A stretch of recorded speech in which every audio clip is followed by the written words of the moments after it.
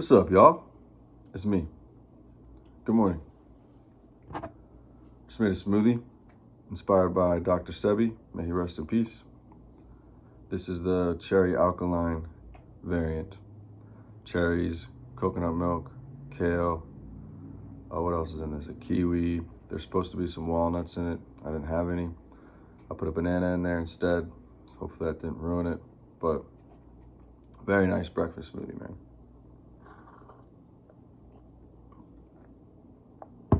Very nice. But the point of today's video is I'll tell y'all about the time I took deadly Nightshade or Belladonna and why you should never take it, in my opinion. First of all, you have to be kind of dumb to take, or crazy to take a plant called deadly Nightshade, right? Probably asking yourself, why would you take that? And I'll just cut right to it. So you may or may not know, I study the dark arts, occultism, black magic, and something that pops up a lot is shape-shifting or a beast form. And that's kind of why I have this nail, a couple other reasons. I have them all, but they break if I play guitar and lifted weights, and one's enough for me right now. It started out, I was growing out my right nail, and then I went to get a manicure, and it got painted. And then I realized playing guitar, I'd rather have it on my left one because it's a lot easier to use it on the left one. And the left-handed path, it makes a lot more sense to have it on that left hand. The arm I have coagula tattooed on, right? So there's a lot of literature created to distract or throw people off on the path. And there's a lot of belief that taking drugs makes you a werewolf. There's my cat. But I'm here to say hi. Okay. But I believe that this literature was created by people attempting to either kill, distract, or throw off people on the actual path. And I'll tell you why. First of all, 24 days sober, and I feel more beast-like than I ever have, ever. And I don't think that's a coincidence, right? But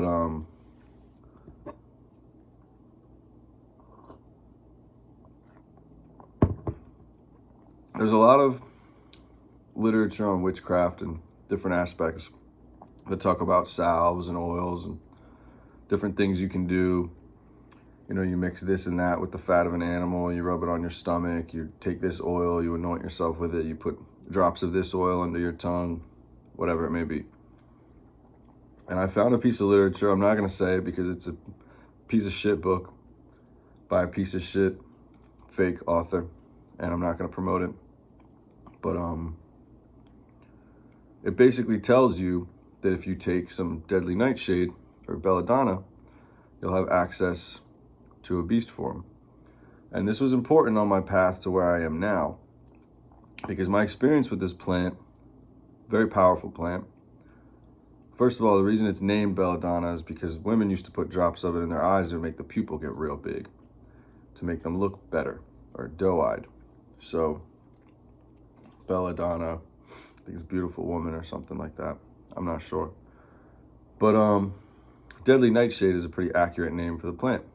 And I had bought some Belladonna oil online, kind of underestimating its power, which is a very big mistake. So anybody that knows will knows that's, I'm already off to a bad start. But I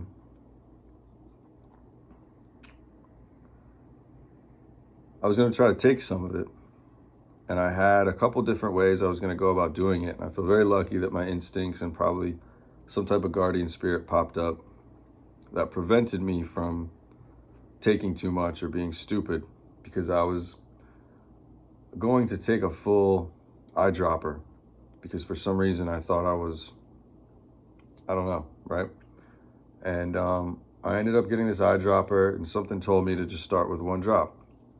So I started with one drop, and then the second that drop hit my mouth, I was like, what the fuck am I doing? You know what I mean? So I spit it out. but it didn't matter. It started to kind of kick in and work through my system a little bit. And for those of you that don't know, I am psychopathic.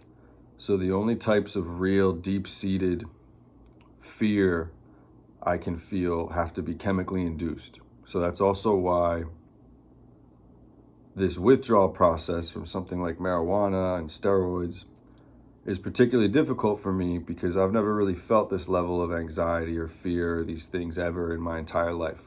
Not when I was being tormented as a child, not when I was sent to military school, not when I was in places I shouldn't have been, doing things I shouldn't have been doing in college and different things. So it's a very new experience. And I noticed that almost immediately I had this frenzied like fear about me.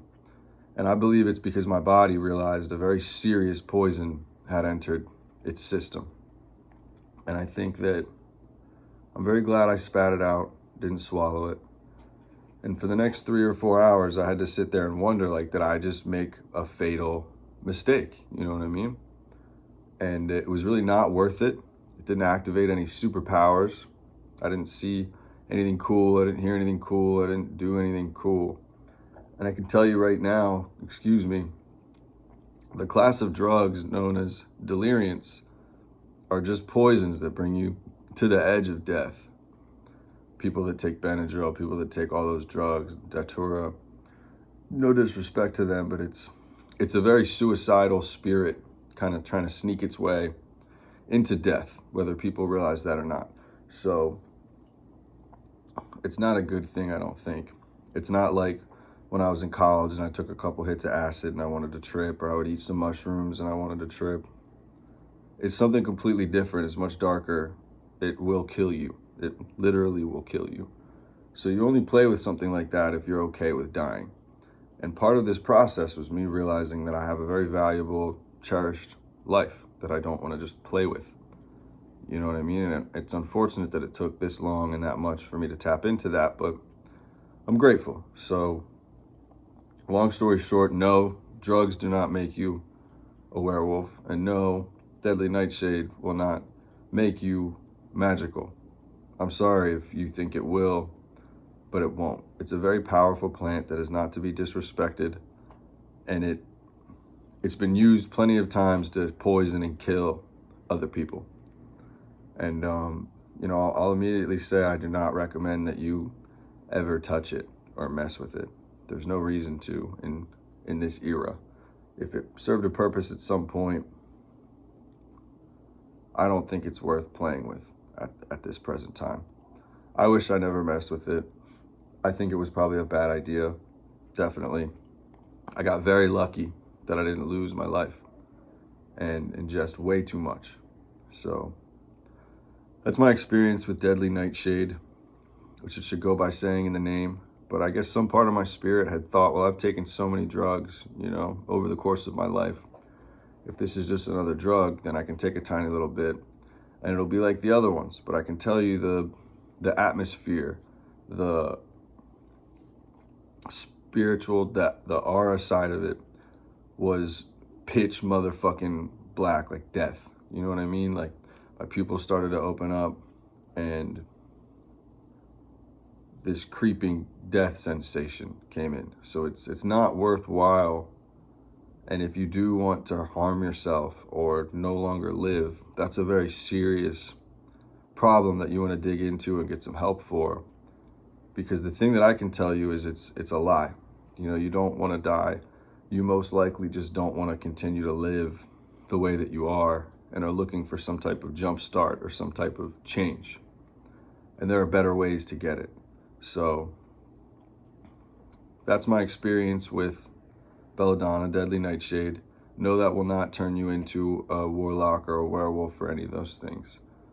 I have more powers and my magic works much better straight sober than on any substance ever, including a really powerful sativa weed or any of the things that I've ever tried. So for what it's worth, that's my experience. You're much better off making a cocktail of something health related and tuning into your natural health and ability. And if that's not what you want to do, then you got to ask yourself, why are you doing it, man? So that's my experience with Deadly Nightshade. Please do not ever touch it. There's no point. And if you disagree with me, you're wrong. Prometheus out.